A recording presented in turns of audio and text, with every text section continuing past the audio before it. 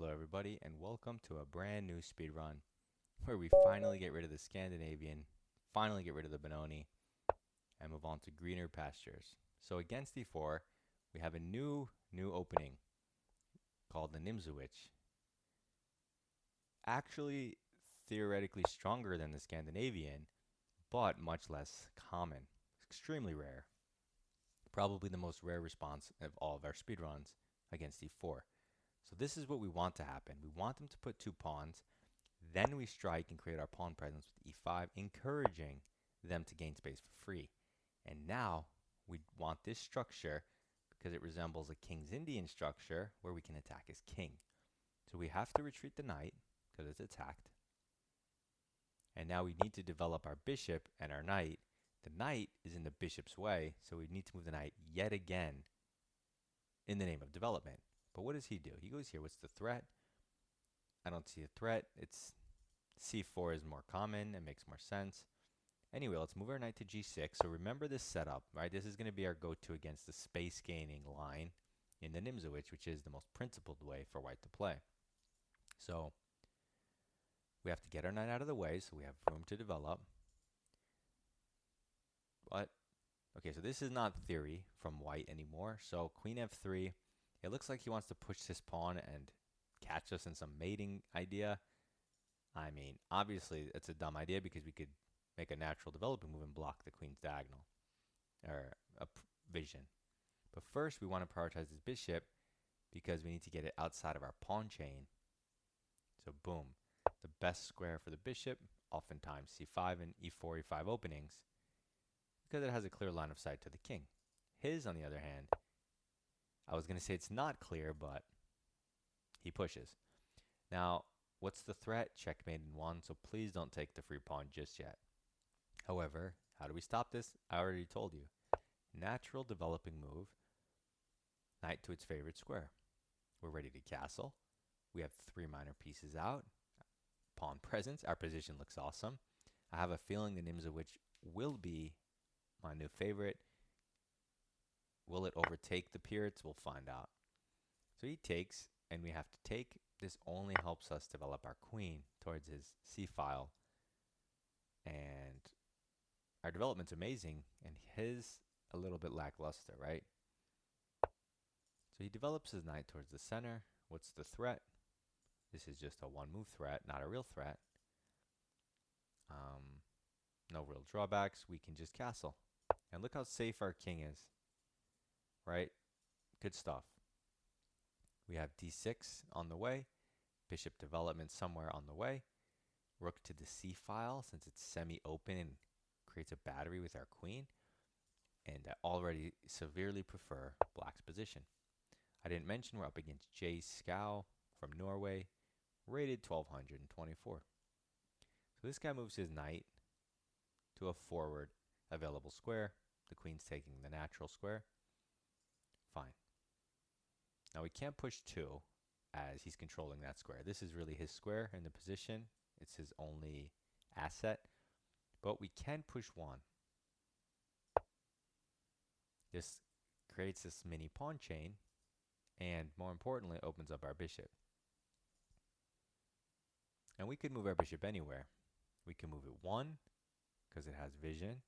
We can move it 2, although now we won't because the knight's here, but if the knight wasn't here and he takes and you open your rook towards his queen and the bishop coordinating on f2, possible. You could also move it here and just hit the queen, so we have lots of options. But since he put his knight here, I see no reason not to kick it. Seems like a mistake. Unless he's going to just sack, which is also a mistake, but okay, he intermezzos my queen, so please don't auto-move and take the knight. However, I don't see why we can't take the knight and then the other knight. Right? Now he can try to counter intermezzo something. But after, it's funny because if you take with the rook and then he takes your knight, it's pinned. And you don't have bishop e6.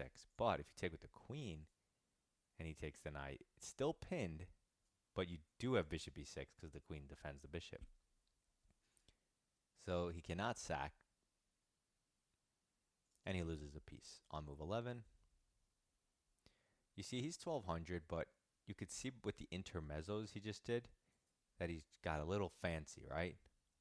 And it's good to try to do intermezzos because you can become a stronger chess player that way, but it also needs to be calculated correctly. So now we're up a knight. He'll likely take a pawn for it, and he has his bishop in the middle of the board, clearly his best piece on an outpost, so we want to get rid of it. Easiest way to get rid of it, develop our last piece, last minor piece, towards the center. Stuff we want to do anyway. Notice if he takes and we take, he no longer has that hole, that nice outpost on d5. Not that he has any pieces left to put there. But importantly, we open up our rook towards his queen and king, which is devastating. So from the black side against e4, we're going to play this Nimzowitsch opening, which nobody plays. It's hard to find material on it, and people don't pay attention to it. It flies under the radar, kind of like the new move order Philidor that we have on our speedrun. But this is even more rare than that. But it's even more theoretically principled than the Scandinavian from the black side, which is like it's a good opening actually. I don't know why people dismiss it. Maybe because knight c6 on move 1 looks weird. So he takes and we take, but now we have super threats, and I don't know how he defends both squares at once.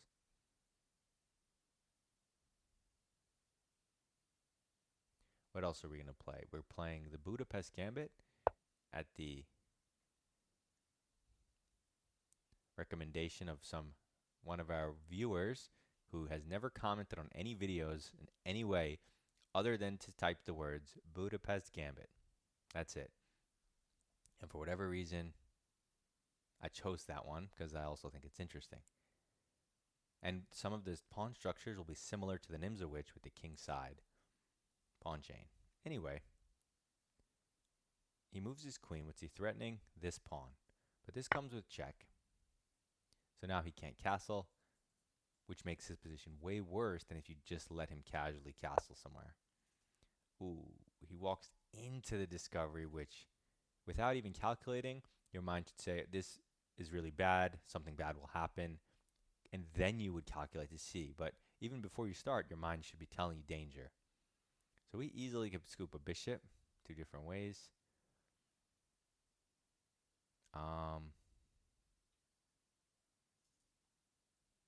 I guess we'll go this way. I'm not looking for checkmates and stuff. I'm happy with his bishop. I'm just trying to tell you guys about the speed run. Okay, so he goes here, so he's giving us even more checks. He just keeps moving his king to the weirdest spot. Let me take the bishop. Now we're up 2 pieces. His king's in the center. He takes a pawn with check. I mean, that was our doubled pawn that couldn't move. We don't care. We do care about the knight. So you can move your king here. If he tries to give you another check, you drop back and you're solid. You could just go here with the queen and offer this pawn, which gives you more lines towards this king. I'm going to choose that one. Show you that you shouldn't automatically be like, no, I'm going to lose a pawn. You need to rewire yourself and be like, I don't want that pawn. I'd rather it not even be on the board. So he queen trades. We take back. We're ready to double. Okay, he challenges us. We're going to double anyway. We'll pre-move the capture. And of course, his mindset is he should not be trading down 2 pieces, but he just gave up his queen and a rook, ensuring that he has no counterplay for the future. He attacks a random pawn. We'll give an equally random check, just because it improves for free. He goes back into the line of fire. I used it to win his bishop before, but he didn't learn his lesson.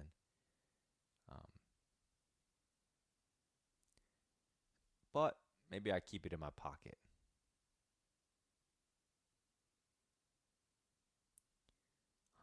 So we have any number of moves. I mean, you can go here and win stuff, but it's not my favorite. I'm going to push this pawn. I don't need my center. He's going to take with the pawn, and then I'll just take that pawn, and we'll just make a trade. I'll get it with check. I'll have a forward square for my knight. And it's whatever. So now I'm going to hit his rook. But the secret threat is the checkmate pattern that I recognize. So if he moves his rook off the back rank, he gets mated. If he does try to give this random check, it actually hangs because the bishop covers that square. And yet I expect it. If he makes a decent move, maybe he'll go like rook e1, preventing the mate, pressuring the knight. Not losing in one turn, basically.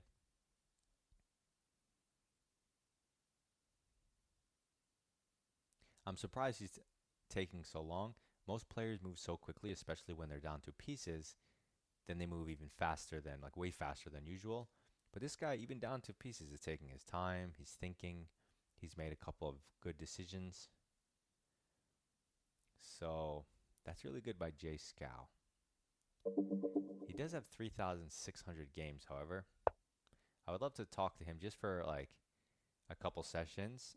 I feel like we could get his rating up higher since he has so much practice and takes his time. He can definitely improve. We're just going to give him the mate in 1 and request an analysis. Okay, so it's just a perfect game, no inaccuracies, but that's because he hung a piece like on move 10 or something. So center and development, and I showed you the idea. We want them to play this.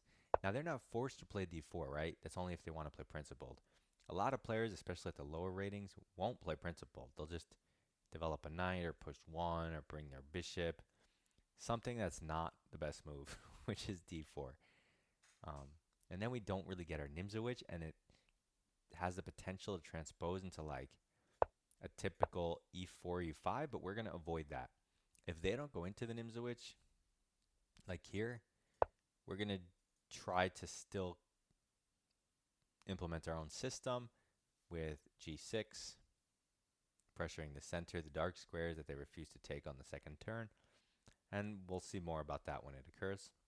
But the main thing I really am trying to get at and learn is this whole d4, e5, what happened in the game. He pushes, right? Force move. He develops, and a lot of people will go c4, right? Just to get a nice center. And now that he put his pawns on light, we definitely want to abuse dark.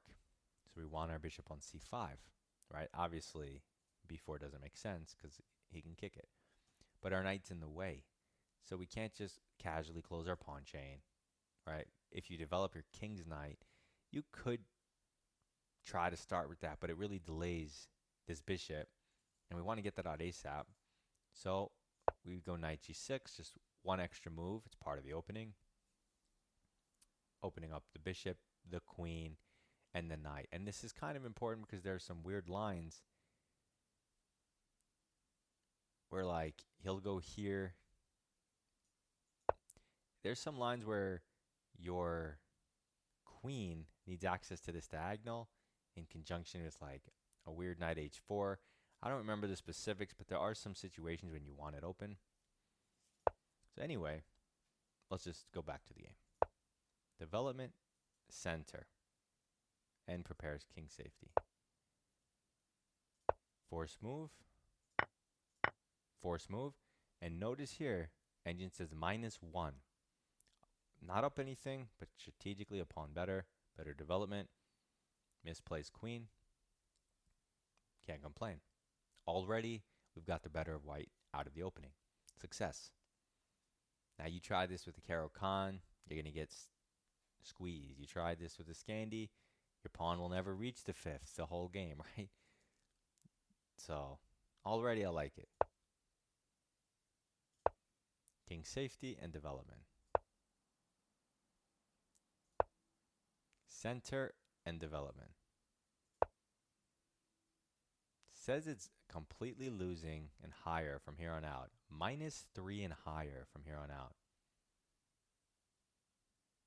With any move. You could play h6, which we did.